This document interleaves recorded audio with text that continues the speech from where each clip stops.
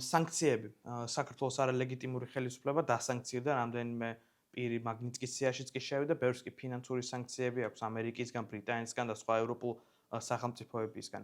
ეს რას ნიშნავს? აი, ცოტა რო აი კარგად ავხსნათ, აი, რას ნიშნავს, რომ დასანქცირდებიან ოფიციალური პირები?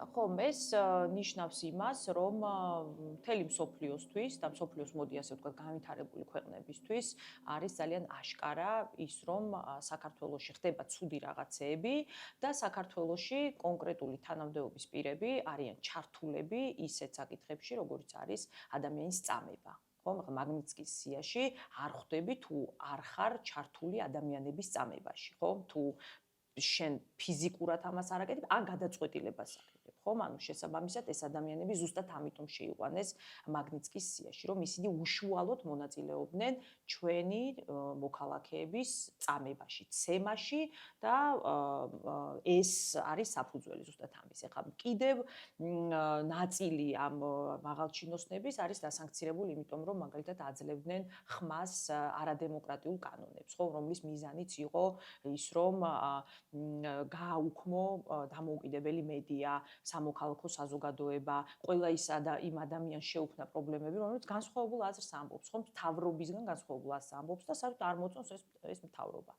არიან დასანქცირებულები ის პირები, რომლებიც ჩართულები იყვნენ არჩევნების გაყალბებაში, ხომ, არიან დასანქცირებულები ის ადამიანები, რომლებიც ჩართულები იყვნენ კორუფციაში, ხომ, ესეც მნიშვნელოვანი ხარ ამ ჩვენი ხშირად ამბობენ ხოლმე კლანი სასამართლოში, ხომ, ანუ აი სასამართლოში ყავს მოსამართლეები, რომლებიც თავის მდგომარეობას იყენებდნენ იმისთვის, რომ ვიღაცა ადამიანებისთვის გამოეტანათ უსამართლო გადაწყვეტილებები, ხომ? და ფაქტიურად ესეც არის უფლებამოსილების გადამეტება, შენი მდგომარეობის გამოყენება საშენოდ ან ვიღაცის ინტერესებისთვის, ხო?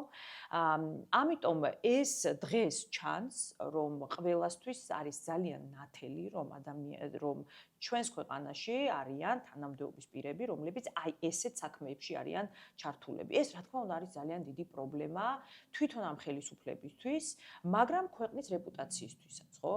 იმიტომ რომ ეს არ არის, ახლა ჩვენ ვამბობთ, რომ ჩვენ გვინდა რომ საქართველო იყოს ევროკავშირის წევრი და ეს ევროპული ტიპის დემოკრატია გქონდეს და მართვის სისტემა, ხო?